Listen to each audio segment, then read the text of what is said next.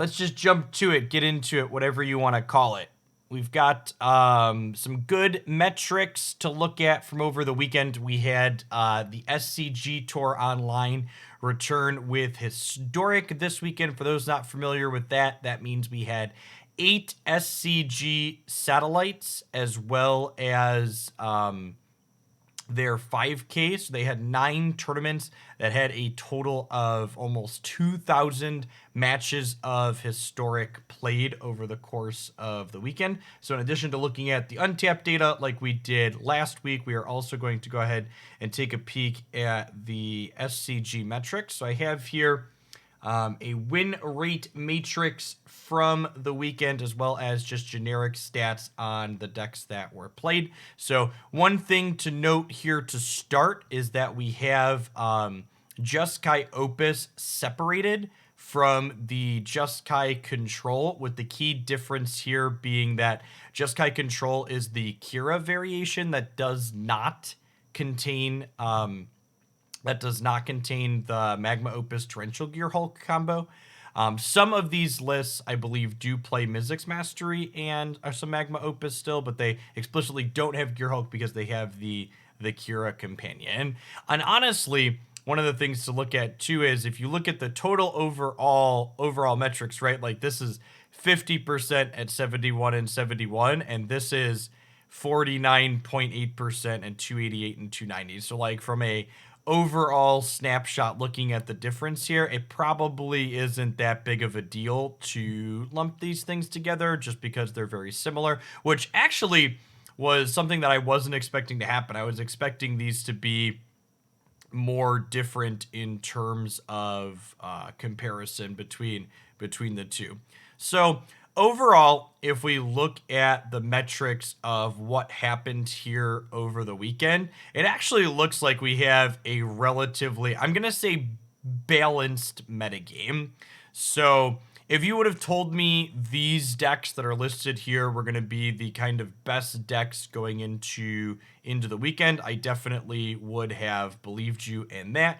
We have, the control decks that we expected to be very popular. Over 20% of the format was Jeskai Control. And then we have a variety of creature tribal decks that popped up to try and put those down. Most notably, we had 2 different Thalia aggressive decks here. The difference between mono white humans and the human company decks. The human company decks were generally Abzan, playing General Kudro, and Kitesail Freebooter for black, and then green for Galactic Company.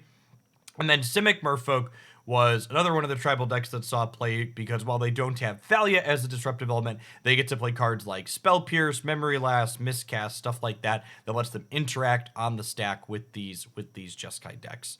And then Jund Food is kind of one that hasn't seen a ton of play on the ladder, but ended up being super popular in the tournament. And the reason for that here, as we glance at the win rate matrix, is one that's not unsurprising at all. If you're familiar with Jund Food and Historic as it's developed, is that Jund Food's a deck that's incredibly strong and polarizing against creature decks. So you can see here, Jund Food, terrible into Jeskai Opus, terrible into Jeskai Control, but it's so good against all of these collected company decks that it doesn't really matter that you're terrible into the best deck in the format, because you're polarized in the opposite direction against other things. In fact, if you look at these win rate metrics here, basically all of their stats are 40 to 60%. They don't really have anything right around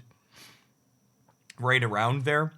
Yeah, some people commenting in chat too. Something else that's worth pointing out over the weekend is that the other category got pretty beat up, and that is definitely my experience playing the format most recently. Is that if you're not one of these, you want to be in an extreme in Historic. In my recent experience, you want to be one of these really big Jeskai decks that's super controlling and has big go over the top plays like your Hulk Magma Opus, or you want to be super low to the ground and just trying to get people, basically.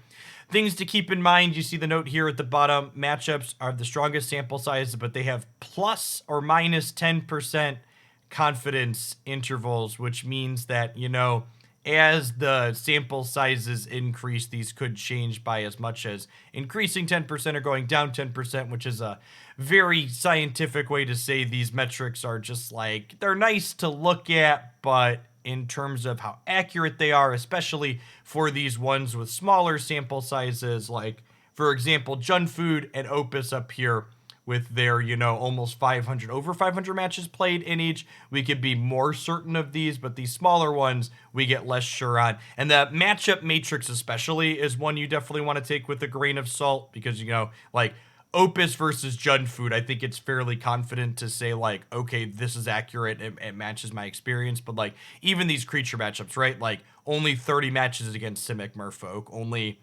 17 matches against Creativity. So what I generally advise people to do is, like, if these metrics kind of line up with your experience playing the format, I think it's good to use these with a mix of your experience to inform what you expect to happen. But I wouldn't take these metrics as, like, the gospel truth, light and word in terms of this is how this works out. We know this for sure, especially when you get down into, 2 matches, 4 matches, etc., etc. Now, something that's kind of interesting to compare past these metrics is we looked at last week when we didn't have metrics, we looked at the Untapped data, which is the deck tracker for Magic Arena, which logs an incredible number of games every single day. And honestly, these metrics here really aren't that different from the tournament metrics that we looked at, with one key difference being is that Jund Food is just incredibly underrepresented on the ladder.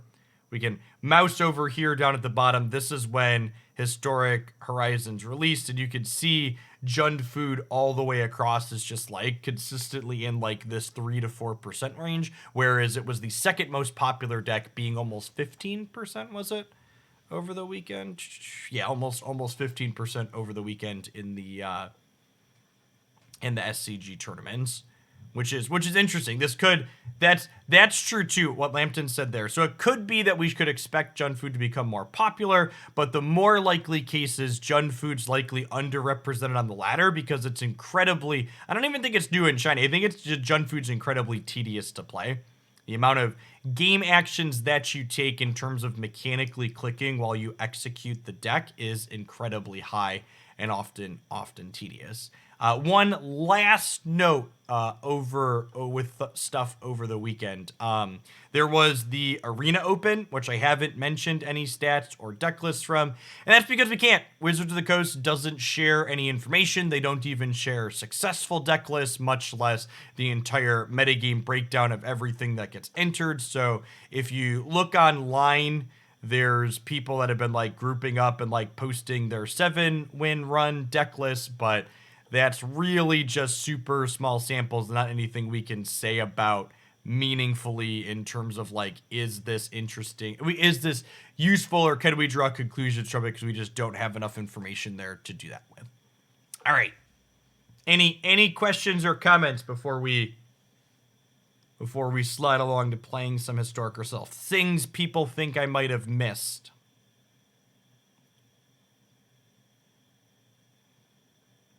Jeskai went into the weekend as the deck to beat. It's hovering around 50%, and that means there's a problem. I don't know that I agree with that. I think having your most represented deck be about 50% is actually pretty reasonable.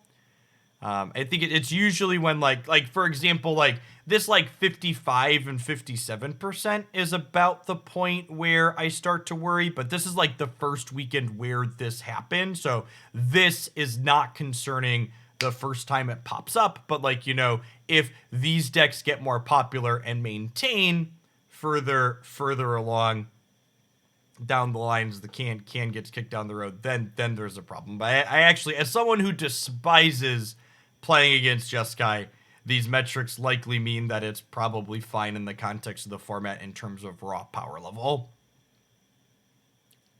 Do we have conversion rates, popularity versus top 32? Well, you don't really need things like conversion rates when you have metagame percentage and win rate, right, Lambton? Like, those tell you the same story.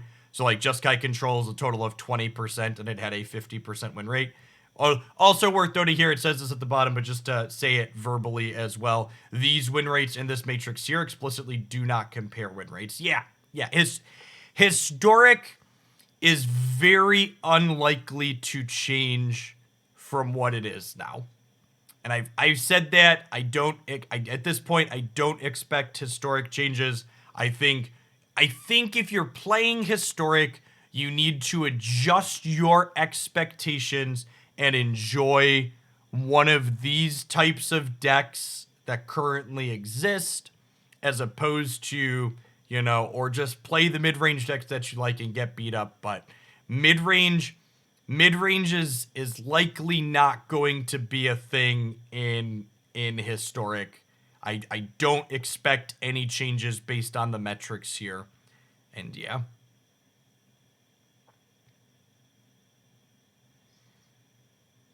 Is basically the TLDR. I'm looking forward to standard best of 3, so we can hopefully have some mid-range good stuff there, but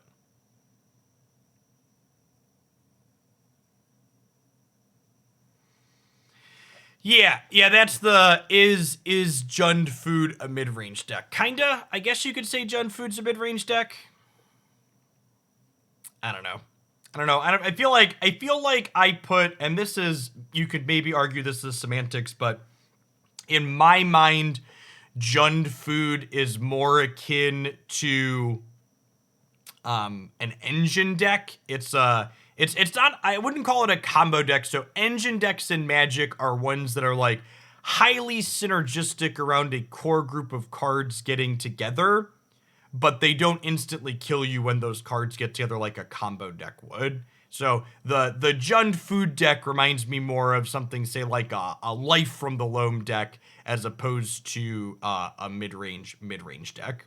Galactic Company Humans is not a mid-range deck. It is largely a linear, aggressive creature deck that floods the board and beats people down. It is explicitly successful because it's not a mid-range deck. It's exactly the type of low to the ground, mostly polarized deck you want to be in the format.